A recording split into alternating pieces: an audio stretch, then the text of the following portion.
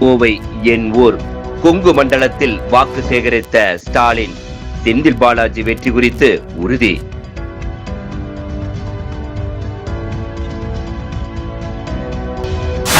கோவை என் ஊர். இது பழிவாங்கும் தேர்தல். காப்பியடித்த எடப்பாடி, தமிழ்நாட்டை புறக்கணிக்கும் மோடி. 200 தொகுதிகளை இலக்காக கொண்டு முதலமைச்சர் பிரச்சாரம். கோவை மாவட்டத்தில் உள்ள கோவை தெற்கு, கோவை வடக்கு, பொள்ளாச்சி, வால்பாறை, கிணத்துக்கடவு, சூலூர் ஆகிய 6 தொகுதிகளில் போட்டியிடும் திமுக மற்றும் கூட்டணி கட்சி வேட்பாளர்களை ஆதரித்து தமிழ்நாடு முதலமைச்சரும் திமுக தலைவருமான மு.க. ஸ்டாலின் இன்று கோவையில் பிரச்சாரம் மேற்கொண்டார். கோவை கொடிஷா மைதானத்தில் நடைபெற்ற பொதுக்கூட்டத்தில் பேசிய கொங்கு நாடு மக்கள் தேசிய கட்சியின் பொதுச் செயலாளர் ஈஸ்வரன் பேசும் பொழுது, கோவைக்கு கேட்ட நிதியெல்லாம் கொடுத்துள்ளார் முதலமைச்சர். கொங்கு மண்டலத்தின் வளர்ச்சிக்கு திமுக தான் தொடர்ந்து பங்களித்து வருகிறது. அவிநாசி சாலை மேம்பாலத்தின் 85% நிதியை ஒதுக்கியது திமுக அரசுதான். திமுக அரசின் திட்டங்களால் திமுக கூட்டணிக்குத்தான் வாக்கு என மக்கள் முடிவு செய்து விட்டனர். மற்றவர்கள் போல் வெற்று வாக்குறுதிகளை கொடுக்காமல் மகளிருக்கு ரூபாய் 5000 வங்கிக் கணக்கில் போட்டுவிட்டு இப்போது மாதம் 2000 ரூபாய் என அறிவித்து உள்ளார். அது நம்பிக்கையை ஏற்படுத்தியுள்ளது. இந்த தேர்தல் பழிவாங்கும் தேர்தல். 10 தொகுதிகளிலும் திமுக கூட்டணியை வெல்ல வைக்க வேண்டும் என்றார். கூட்டத்தில் பங்கேற்ற முதலமைச்சர் மு.க. ஸ்டாலின் பேசும் பொழுது, திமுக ஆட்சி அமைத்த பின்னர் அதிக முறை வந்த மாவட்டம் கோவைதான். ஆட்சிக்கு வந்தபோது கொரோனா உச்சத்தில் இருந்தது. பிபி கிட் அணிந்து கொண்டு இஎஸ்ஐ மருத்துவமனையில் ஆய்வு செய்தேன். அரசு நலத்திட்ட நிகழ்ச்சிகளை உட்பட பல்வேறு நிகழ்ச்சிகளுக்காக தொடர்ந்து கோவைக்கு வந்து கொண்டிருந்தேன். கோவையும் எனது ஊர்தான் என நினைக்கிறேன். அதனால்தான் கோவைக்கு முதல் கட்ட பிரச்சாரத்திற்காக வருகை தந்துள்ளேன். நினைத்ததை செய்து காட்டுபவர்தான் செந்தில் பாலாஜி. அதனால்தான் அவருக்கு கோவை தெற்கு தொகுதியில் வாய்ப்பு அளிக்கப்பட்டுள்ளது. கோவை வடக்கு தொகுதி வேட்பாளர் துரை செந்தமிழ் செல்வன் பாரம்பரிய திமுக காரர். சூலூர் தொகுதி வேட்பாளர் தளபதி முருகேசன், கிணத்துக்கடவு சபரி கார்த்திகேயன், பொள்ளாச்சி தொகுதியின் கோமா தேகா வேட்பாளர் நித்யானந்தம், வால்பாறை தொகுதி உறுப்பினர் குட்டி என்கிற சுதாகர் ஆகியோருக்கு வாக்களிக்க வேண்டும் என்றார். தொண்டாமுத்தூர், மேட்டுப்பாளையம் தொகுதி உறுப்பினர்கள் மேடைக்கு வரவில்லை. சிங்காநல்லூர், கவுண்டம்பாளையம் தொகுதி காங்கிரஸ் வேட்பாளர்களுக்கு ஆதரவு அளிக்க வேண்டும் என வலியுறுத்தினார். தொடர்ந்து பேசியவர், நாடாளுமன்ற தேர்தலிலும் உள்ளாட்சி தேர்தலிலும் பெற்ற வெற்றியைப் போல இம்முறையும் முழுமையான வெற்றியை வழங்க வேண்டும். கடந்த 5 ஆண்டுகளில் பல திட்டங்களை கொடுத்துள்ளதால் உரிமையுடன் இதை கேட்கிறேன். செம்மொழி பூங்கா, ஜிடி நாயுடு மேம்பாலம் மேலும் 5 கிலோமீட்டருக்கு நீடிக்க உள்ளோம். ஆர்எஸ்புரத்தில் உலக தரம் வாய்ந்த ஹாக்கி மைதானம், பில்லூர் 3வது கூட்டு குடிநீர் திட்டம், உக்கடம் பேருந்து நிலையம், விசைத்தறி மின்சாரம் குறைப்பு, வெள்ளலூரில் தொல்லியல் ஆய்வு செய்யப்பட உள்ளது. காந்திபுரத்தில் 300 கோடி ரூபாய் மதிப்பில் முதலமைச்சர் ஆனதும் முதல் நிகழ்ச்சியாக திறப்பு விழா நடைபெறும். மத சார்பற்ற கூட்டணிக்கு மக்கள் வாக்களிக்க வேண்டும். கொடுத்த வாக்குறுதிகள் மட்டுமல்லாமல் சொல்லாத வாக்குறுதிகளையும் நிறைவேற்றியுள்ளோம். அதிமுகவை பார்த்து தேர்தல் அறிக்கையை காப்பி அடித்ததாக எடப்பாடி சொல்லுகிறார். ஆனால் திமுகவின் திட்டங்களை, சாதனங்களை தேர்தல் அறிக்கையாக கொடுத்துள்ளார். இந்த பிரச்சனைகள் எடப்பாடியின் முதலாளிக்கு அதிகம். வெளிநாடுகளில் வாழும் பிரதமர் மோடி தேர்தல் வந்துவிட்டால் அடிக்கடி தமிழகத்திற்கு வருகை தருகிறார். இதனால் திமுகவினர் குஷியாக உள்ளோம். நாடாளுமன்ற தேர்தலுக்கு அவர் ரோடு ஷோ நடத்தியதால் 40க்கு 40 வென்றோம். மோடியும் அமித்ஷாவும் மீண்டும் வந்தால் நாம் 200 தொகுதிகளை வெல்வது உறுதி. நம் பிரச்சார பீரங்கியாக இருந்த ஆளுநரை மாற்றிவிட்டனர். பீகார் தேர்தலின் போது தமிழ்நாட்டில் பீகாரிகள் தாக்கப்படுவதாக பொய் கூறி வாக்கு சேகரித்தார். இதை தமிழ்நாட்டில் சொல்ல பிரதமர் மோடிக்கு தைரியம் உள்ளதா? வந்தாரை வாழ வைக்கும் தமிழகத்தின் மீது அவதூறாக பழி போட்டார்கள். ஒரிஷாவிலும் தமிழர்களை எப்படி இழிவுபடுத்தினார்கள்? பூரி ஜெகநாதர் கோவில் சாவி தமிழகத்திற்கு சென்று விட்டதாக கூறி தமிழர்களை திருடர்களாக சித்தரித்தனர். தமிழகத்தின் வாகனத்திற்கு அனுமதி மறுத்ததால் தான் தமிழ்நாடு அவர்களை புறக்கணிக்கிறது. கோவை, மதுரை மெட்ரோ திட்டங்களை மறுத்தது மத்திய அரசு. மக்கள் தொகை 20 லட்சத்தை தாண்டி இருக்கும் என நன்றாக தெரிந்தும் மெட்ரோ திட்டத்தை வழங்கவில்லை. கோவையும் மதுரையும் தமிழ்நாட்டில் இருப்பதால் தான் புறக்கணிக்கிறார்கள். தேர்தல் வந்தால் மட்டும் இவர்களுக்கு தமிழகமும் கோவையும் ஞாபகம் வரும். தமிழ்நாட்டை தொடர்ந்து புறக்கணிப்பதால் தான் பாஜகவை மக்கள் புறக்கணிக்கிறார்கள். நீங்கள் என்ன தடுத்தாலும் மக்களுக்கான திட்டங்களை ஸ்டாலின் கொடுத்து கொண்டே இருப்பார். இந்த தேர்தலில் திமுக தேர்தல் அறிக்கை தான் சூப்பர் ஸ்டார். தமிழ்நாட்டில் எப்படி மாற்றி அமைக்கப் போகிறோம் என்பதை தெளிவாக கூறுவது திமுக தேர்தல் அறிக்கை என்றார். மேலும் விவசாயிகளுக்கு இலவச பம்ப் செட்டுகள் என்ற அறிவிப்பால் கோவையில் நலிந்திருக்கும் பம்ப் மோட்டார் தொழில் மீளும். சொல்வதை செய்வோம், செய்வதை தான் சொல்வோம். கோவை மக்கள் 10க்கு 10 இந்த முறை வழங்க வேண்டும். இது திமுக கூட்டணிக்கான வாக்கு மட்டுமல்ல, வளர்ச்சிக்கான வாக்கு. இந்திய அளவில் சாதித்துவிட்டு நாங்கள் வாக்கு கேட்க வந்திருக்கிறோம். தமிழ்நாடு அணியா டெல்லி அணியா என்ற இந்த போரில் திமுக தலைமையிலான மதசார்பற்ற முற்போக்கு கூட்டணியை தான் மக்கள் ஆதரிக்க வேண்டும். கோவையே தயாரா? கோவை மென்மேலும் வளர நீங்கள் துணை நிற்க வேண்டும். எங்கள் சாதனையை நாங்களே முறியடிக்கும் வகையில் செயல்பட உள்ளோம் என்றார். அவருக்கு நீங்கள் எல்லாம் உதயசூரியன் சின்னத்தில் ஆதரித்து அவரை வெற்றி பெற வைக்கணும். அடுத்து கிணத்துக்கிழமை சட்டமன்ற தொகுதியில் நமது வெல்லும் வேட்பாளர் கே சபரி கார்த்திகேயன், மறைந்த முன்னாள் சட்டமன்ற உறுப்பினர் கே என்று அழைக்கப்படக்கூடிய கே கந்தசாமி அவர்களுடைய பேரன் கே அவர்கள் 3 முறை சட்டமன்ற உறுப்பினராக இருந்தவர்.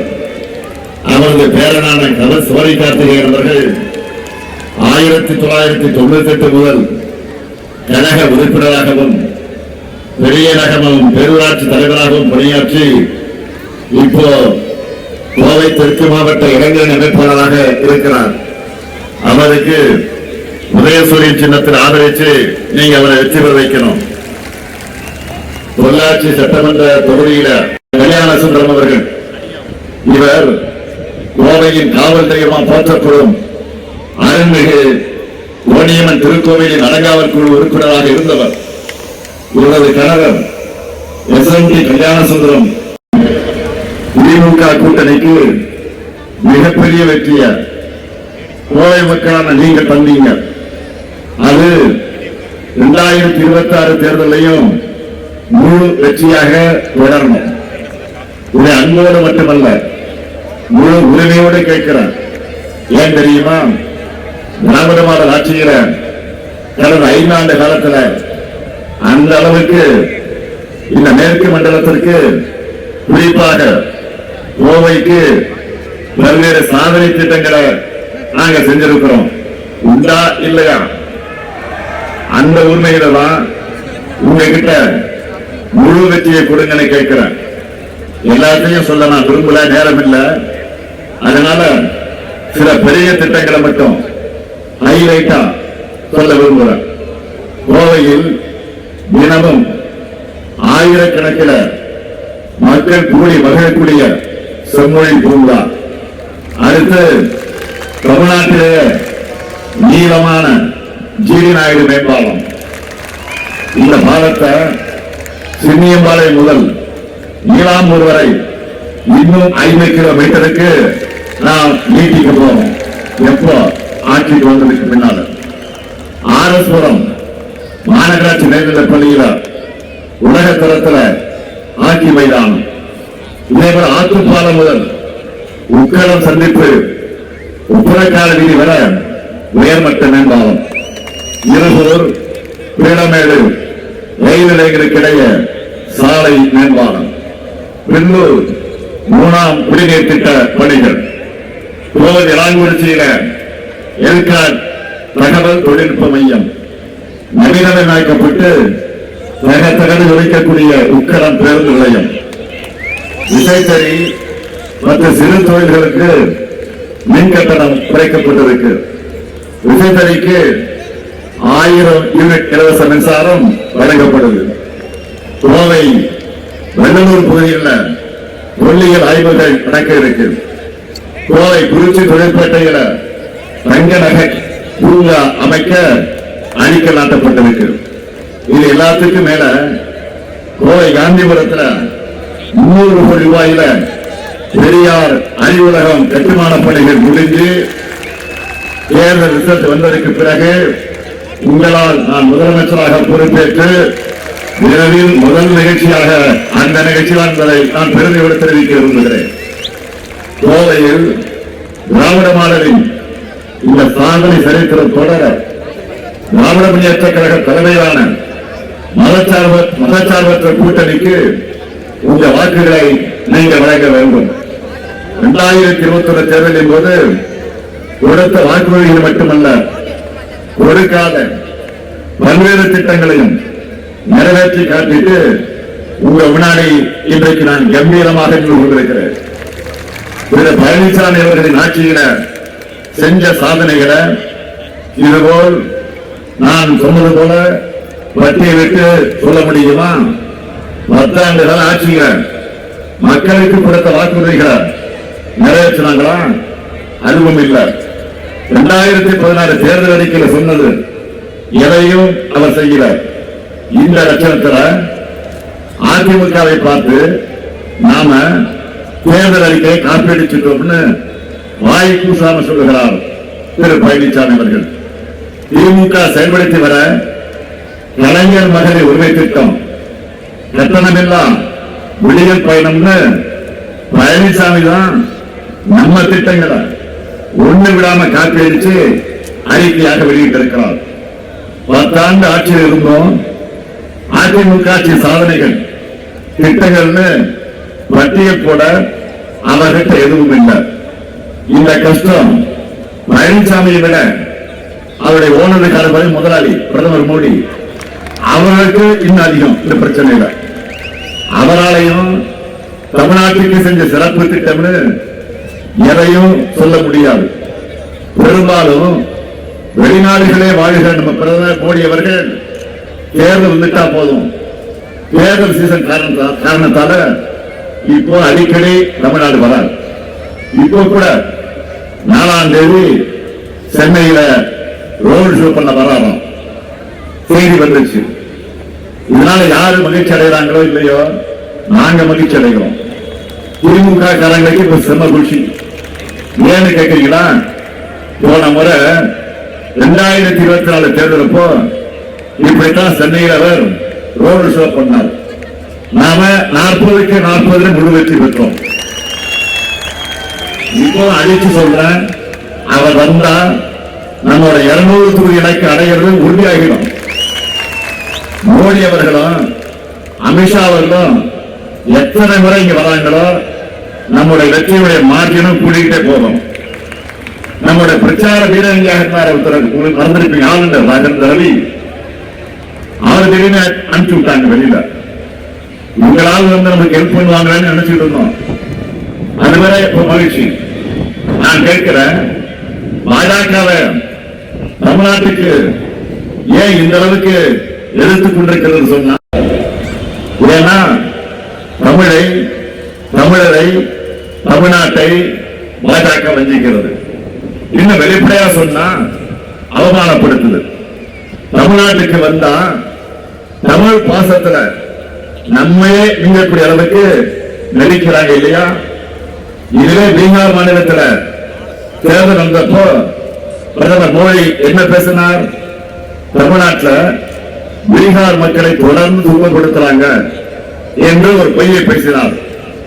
அவர் வகிக்கக்கூடிய உயர்ந்த பதவிக்கு தகுதியான பேச்சாயுது. தமிழ்நாட்டுக்கு வாக்கு கேட்க வந்த போது நீங்க இப்படி பேசினீங்கள, இப்போ தமிழ்நாட்டுக்கு நீங்க வாக்கு கேட்க வர போறீங்க. பீகார்ல பேசுற வார்த்தைய தமிழ்நாட்டை வெளியில் இருந்தால் பிரதமர் மோடி அவர்கள் சொல்வாரா? இதைத்தான் நான் கேட்கிறேன்.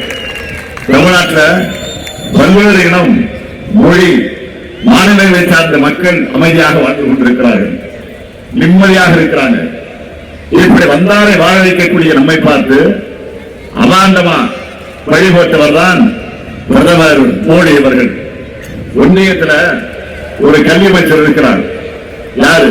மிஸ்டர் தர்மேந்திர பிரதான் அவர்கள்.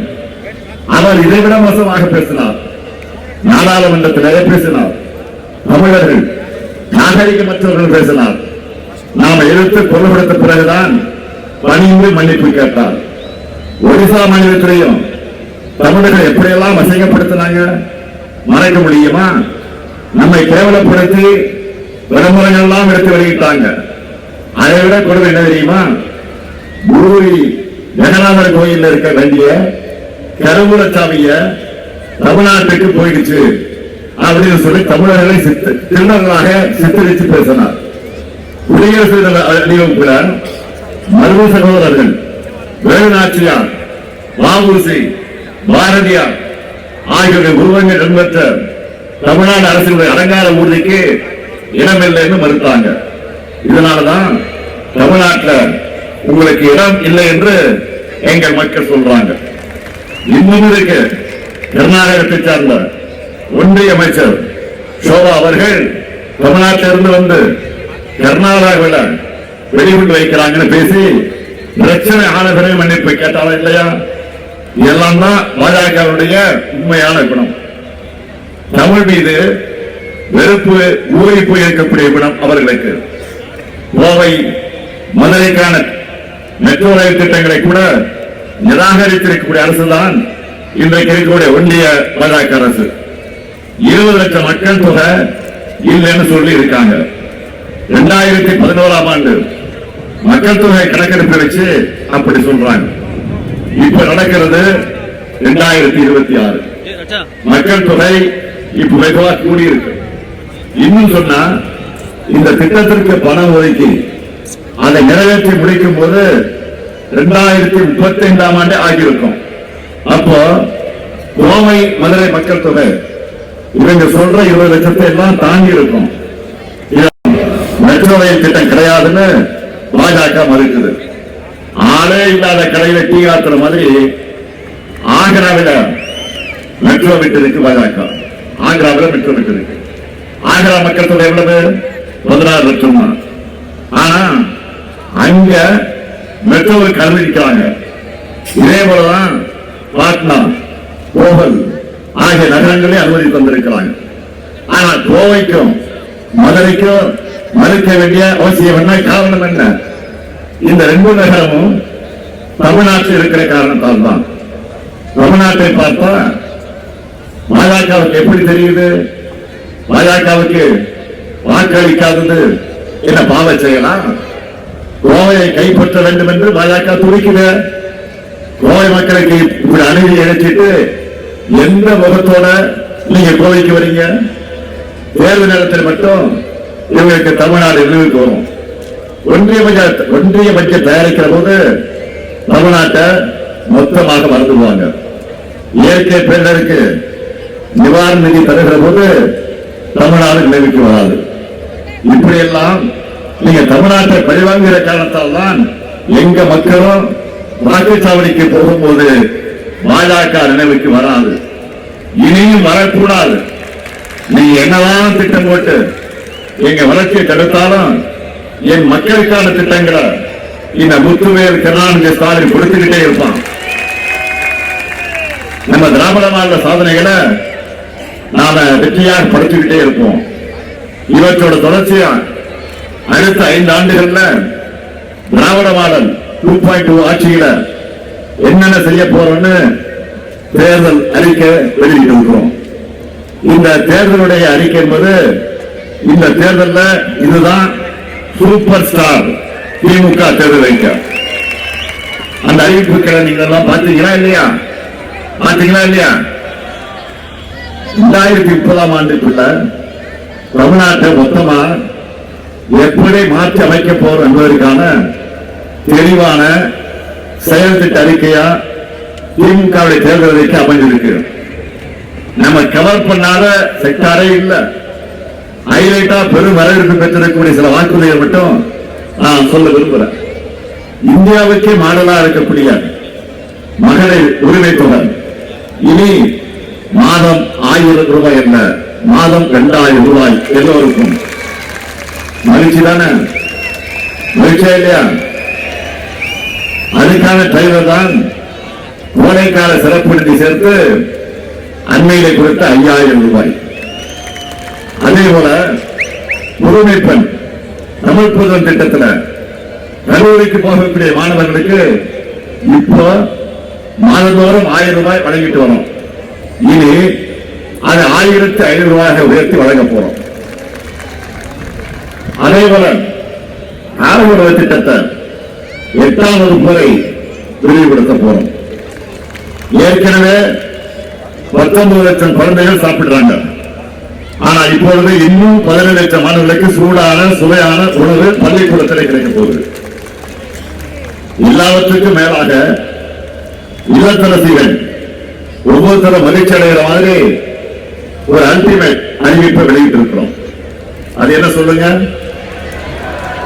8000 ரூபாய் கூப்பன். இதுக்கான கூப்பன்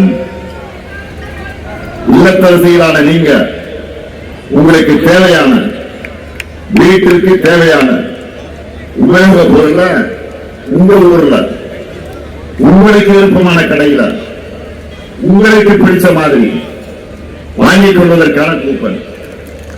புது பொருளாகவோ இல்ல பழைய பொருளை கொடுத்துட்டு எக்ஸ்சேஞ்சோ எல்லாமே உங்க சாய்ஸ் தான். புடவை கடைக்கு போனா கலர் நல்லா இருக்கா, இந்த கலர் நம்ம சூட் ஆகுமா, இது சாயம் போகுமா, இது கலர் மங்கிடுமா, இதெல்லாம் பார்ப்பீங்க. லைட்ல முன்னாடி வச்சு அவன் மெர்க்குரி போட்டு வச்சிருப்பான். அதெல்லாம் பார்த்து தொட்டு பார்த்து தடவி பார்த்து இது சிலுக்கா நைலக்ஸா கேட்டனா கேள்விலாம் கேட்டு இதெல்லாம் உனக்கு அனுபவம் இப்படி கட்டுறாங்க ஏவ சொல்றேன். ஆனா இப்படி ஒரு படம் பாருங்க. அதே போல டிவி, கிரைண்டர், மிக்சி, மைக்ரோவேவ் அவன், மின் அடுப்பு, ஆக எந்த பொருளையும் நீங்க வாங்கிக்கலாம். உங்களுடைய சாய்ஸ் தான். இன்னைக்கு தமிழ்நாடு முழுக்க இந்த திட்டத்தை பற்றி தான் எல்லாரும் பேசிக்கிட்டு இருக்காங்க. நாங்க ஏற்கனவே செயல்படுத்துற திட்டங்களுக்கு பேர தேர்தலுக்கு வெளியிட்ட எதிர்கட்சி தலைவர் பழனிசாமி அவர்கள் கூட நினைச்சிருப்பார், இன்னும் சில நாட்கள் பொறுத்திருந்து பார்த்து அறிவிச்சிருக்கலாமோ அப்படின்னு புலம்பிட்டு இருப்பாரு. அந்த அளவுக்கு நம்ம இல்லத்தரசி திட்டம் எல்லா இல்லத்துக்கும் போய் சேர்ந்திருக்கு. அதே போல உலகுக்கே உணவளிக்கக்கூடிய உழவர்களை முன்வைக்க ஒரு மாபெரும் அறிவிப்பை வெளியிட்டிருக்கிறோம். இலவச மின்சாரம் பெறக்கூடிய 20 லட்சத்துக்கு மேற்பட்ட விவசாயிகளுக்கு எந்தவித மீட்டரும் பொருத்தப்படாத நவீன மின்சார பம்பு செட்டுகள் வழங்கப்படும். எல்லாரும் பழைய பம்பு செட்டு வச்சிருப்பீங்க, சிலது அடிக்கடி ரிப்பேர் ஆகும். அதை நம்முடைய திராவிட மாடல் ஆட்சியில அரசு இனி வாங்கி தரும். இதனால விவசாயிகள் மட்டுமல்ல, கோவையில் நலிந்திருக்கக்கூடிய மோட்டார் தயாரிக்கக்கூடிய தொழிலும் சிறக்க போகுது. இந்த கூட்டத்திற்கு வருவதற்கு முன்பே இந்திய பம்பு உற்பத்தியாளர் சங்கத்தில் எனக்கு நன்றி சொல்லிட்டு போனாங்க. நெல் கொள்முதல் விலை குவிண்டால் ஒன்றைக்கு 3500 ரூபாயாக உயர்த்தி வழங்கப்படும். பால் கொள்முதல் விலை லிட்டர் ஒன்றுக்கு 5 ரூபாய் உயர்த்தி வழங்கப்படும். முதியோர் உதவித்தொகை இனி மாசம் 2000 ரூபாயாக உயர்த்தி வழங்கப்படும். மாற்றுத்திறனாளிகளுக்கான உதவித்தொகை 2500 ரூபாயாக உயர்த்தி வழங்கப்படும். மகளிர் சுயஉதவிக்குழு அந்த சகோதரிகளுக்கு ஒரு அறிவிப்பீங்கெல்லாம் நிறைய பேர் வந்திருப்பீங்க. உங்களை எல்லாம் பிசினஸ் மனம் முன்னேற்ற வேண்டும் என்ற வகையில சூழ்நிலை எதுவும் இல்லாமலேயே 5 லட்சம் ரூபாய் வரை மானியத்தோடு வங்கி கடன் வழங்கப்படும். உயர்கல்வி படிக்கிற 35 லட்சம் மாணவர்களுக்கு அடுத்த 5 வருஷத்துக்குள்ள லேப்டாப் வழங்கப்படும். அனைத்து சட்டமன்ற தொகுதிகளிலும் முதல்வர் படைப்பகங்கள் அமைக்கப்படும். மாவட்ட மற்றும் வட்ட அளவிலான அரசு மருத்துவமனைகள்ல டயாலிசிஸ் சிகிச்சைக்கான கருவிகள் 2 மடங்கு அமைக்கப்படும். நான் முதல்வன் 2.0 திட்டத்தையும் அறிவிச்சிருக்கிறார். இதன் மூலம் உயர்கல்வி படித்த 5 லட்சம் இளைஞர்களுக்கு 1500 ரூபாய் மாத உதவித்தொகை கொடுத்து வேலை வாய்ப்புக்காக 6 மாசம் திறன் பயிற்சியும் கொடுக்க போறோம். அதே போல தொழிற்சாலைகள் அதிகமுள்ள நகரங்கள்ல பெண்கள் வேலைக்கு செல்வதை எளிதாக்கக்கூடிய வகையில் 1000 குழந்தைகள் காப்பகங்களை நாங்கள் உருவாக்க போகிறோம். தொழில் வளர்ச்சியில சிறந்து விளங்கக்கூடிய மேற்கு மாவட்டங்களுக்கான சிறப்பு வளர்ச்சி திட்டம். அதேபோல உங்கள் கனவை சொல்லுங்க அந்த திட்டத்துடைய தொடக்க விழா நிகழ்ச்சியில ஒரு சகோதரி மேடை ஏறி வந்து என்கிட்ட உரிமையா ஒரு கோரிக்கை வச்சாங்க. என்னன்னா பிசி எம்பிசி அந்த வகுப்புகளை சார்ந்திருக்கக்கூடிய மகளிருக்கு கடனுதவி வழங்குகிற திட்டம் வேணும் அப்படின்னு கோரிக்கை வச்சாங்க. அதுக்காக மாஸ்டர் அமைப்பு ஏற்கனவே செயல்பட்டு வந்தாலும் திராவிட மாடல் 2.0 அதை இன்னும் உயர்த்தி பிற்படுத்தப்பட்டோர், மிகவும் பிற்படுத்தப்பட்டோர், சீர்வர்களினர் ஆகியோர் தொழில் தொடங்க உச்சவரம்பு 30 லட்சம் ரூபாயாக உயர்த்தப்படும் வாக்குறுதி தந்திருக்கிறார். பேங்கா மூலம் சிறுபான்மையினருக்கு இதேபோன்ற செயல்திட்டம் செயல்படும். திமுகவுக்கு மதசார்பற்ற முற்போக்கு கூட்டணி கட்சிகளுக்கு வழங்கணும். நீங்க வழங்கிய வாக்கு என்பது ஒரு கூட்டணிக்காக மட்டுமல்ல, கூட்டணிக்காக வழங்கிய வாக்கு மட்டுமல்ல, தமிழ்நாட்டுடைய வளர்ச்சிக்காக வழங்குகிற வாக்கு மறந்தார்கள். பொருளாதார வளர்ச்சியில நம்பர் 1 ஆடைகள், காலணிகள், மின்னணு பொருட்கள் ஏற்றுமதியில நம்பர் 1. இப்படி இந்தியாவில் சாதிச்சுட்டு நாங்கள் வாக்கு கேட்க வந்திருக்கிறோம். ஆனா கடவுள் முன்னால ஜெயிச்சிடலாம்னு அரசியல் விருப்பு வெறுப்புகளுக்கெல்லாம் அப்பாற்பட்டு நம்முடைய தாய் தமிழ்நாட்டை காக்க கோவையில் உள்ள எல்லாரும் திமுக தலைமையிலான மதச்சார்பற்ற முற்போக்கு கூட்டணியைத்தான் ஆதரிக்கணும்.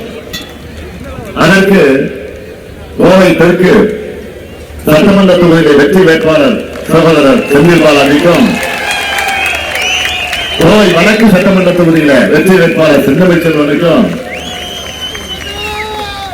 சூலூர் சட்டமன்ற தொகுதியில போட்டியிடக்கூடிய வெற்றி வேட்பாளர் தளபதி முருகேசன் அவர்களுக்கும், கிணத்துக்கிழமை சட்டமன்ற தொகுதியில வெற்றி வேட்பாளர் சபரி கார்த்திகேயனுக்கும்,